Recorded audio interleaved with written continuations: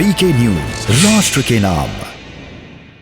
मक्खनलाल फोतेदार, एक कश्मीरी पंडित, पहलगाम में इलेक्शन लड़ता है, जीत जाता है।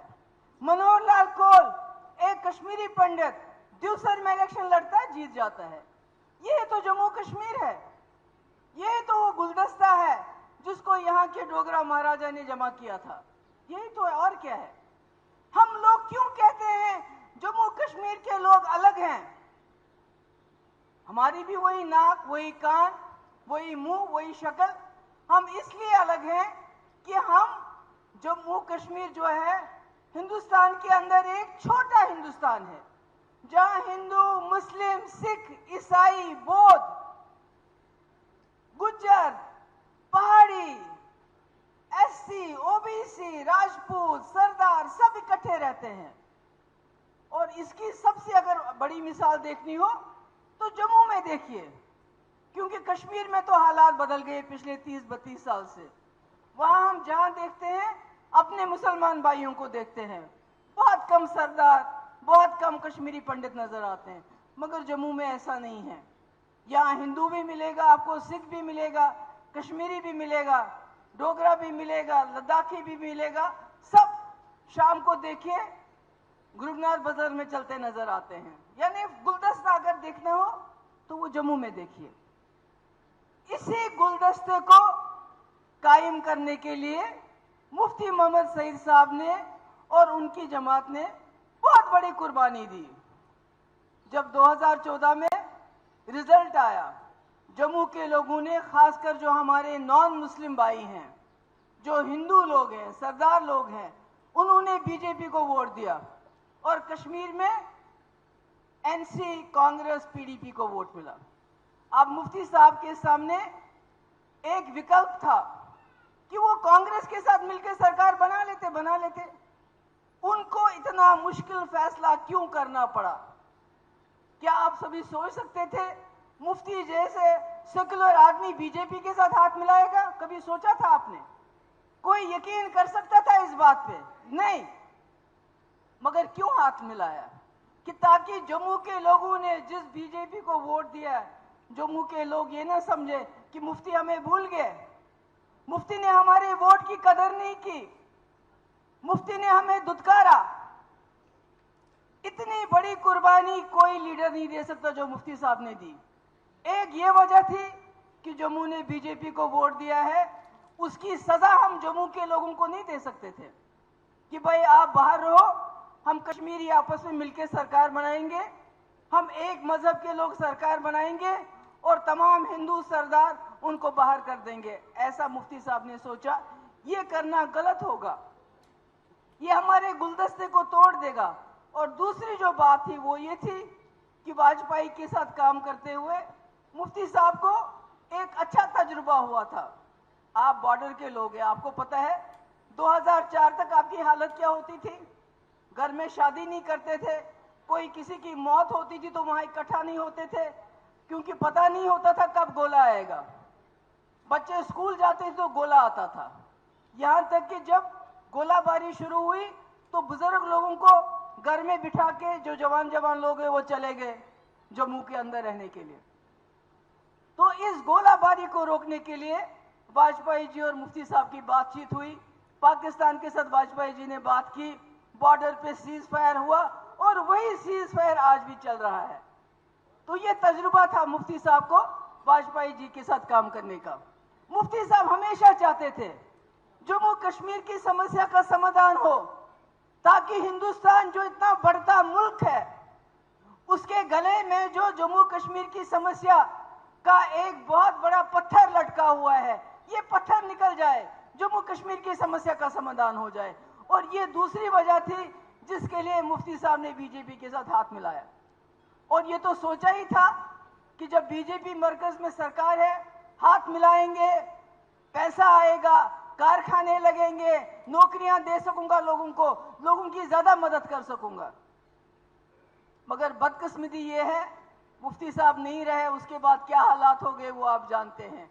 मगर आज मैं आप लोगों को बताना चाहती हूं कि 4 साल हो गए अब बीजेपी को डायरेक्टली यहां जम्मू कश्मीर में राज करते हुए। मुझे बताइए क्या बदलाव आया, कौन सा बदलाव आया, क्या किया इन लोगों ने आपके लिए? बल्कि जो भी बात करता है उसको बोलते हैं ये देशद्रोही है। चाहे अगर वो मुसलमान हो बोलते हैं पाकिस्तानी है, अगर हिंदू हो बोलते हैं देशद्रोही है, अगर सरदार हो बोलते हैं खालिस्तानी है। जो भी बात करता है उसको जेल में डाल दो। सीएए के खिलाफ प्रोटेस्ट हुए, उनको जेल में डाल दिया। यहां पर हमारे जो किसान हैं उन्होंने प्रोटेस्ट निकाले, उनके खिलाफ केस किए, जब उसे कुछ नहीं हुआ तो गाड़ी के नीचे कुचल दिया।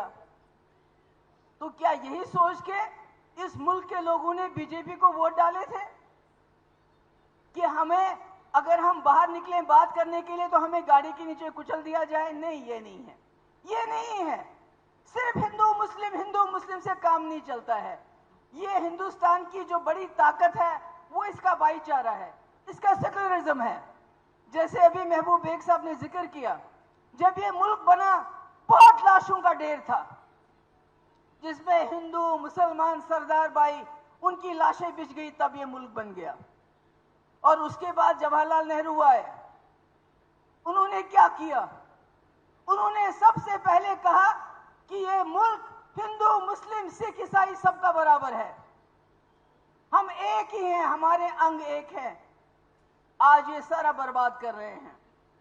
आज आप देखिए, किसान अनाज पैदा करता है, उससे सस्ती कीमत में लेके आज अब तक, अगर हमारे मुल्क में आज से 8 साल पहले 20 करोड़ गरीब थे, आज 80 करोड़ हो गए हैं। वो उन 80 करोड़ को किसानों से कम कीमत पे लेते हैं, क्योंकि अगर कम कीमत पे नहीं लेते तो किसान खुदकशी नहीं करता, किसान कर्ज में नहीं डूबा होता। उससे सस्ते दाम अनाज लेके 80 करोड़ लोगों को मुफ्त देते हैं। मगर अनाज तो मुफ्त देते हैं, रोजगार नहीं देते, नौकरी नहीं देते, कारखाने नहीं लगाते। इनके पास इस वक्त 20-25 लाख नौकरियां खाली हैं पूरे मुल्क के अंदर, मगर नौकरियां किसी को नहीं देते हैं, क्योंकि उसमें नौकरी देंगे तनख्वाह में पैसा जाएगा। पर ये वो करना नहीं चाहते। ये आपको अपने पांवों पे खड़ा होने नहीं देंगे। ये आपको ऐसे रखेंगे कि 5 किलो राशन आपको मिल जाए, आप मोदी मोदी करो। आपको 5 किलो राशन मिल जाएगा मुफ्त, अब बोलोगे जी खाना मिल गया बहुत चंगा है, बड़ा जी चंगा है, सानू राशन मिल गया, मुफ्त राशन।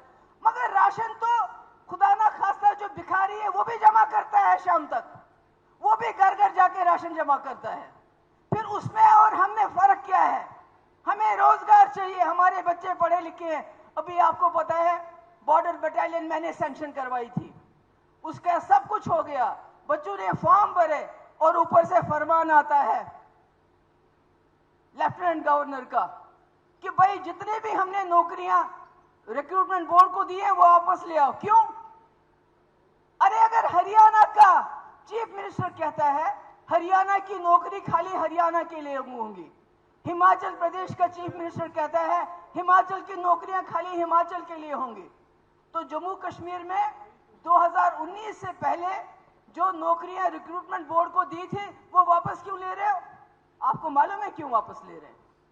इसलिए कि तब 2019 तक सिर्फ जम्मू कश्मीर के नौजवानों ने फॉर्म भरे थे, अब पूरे मुल्क के नौजवान फॉर्म भरेंगे। आप बताइए मुझे, 10,000 नौकरियां जिसमें पहले 2 लाख 3 लाख जम्मू कश्मीर के नौजवान फॉर्म भरते थे, अब उसमें 40 लाख 50 लाख भरेंगे, आपको क्या मिलेगा? ये कहते थे ना 370 खत्म होगा, सब कुछ ठीक ठाक होगा।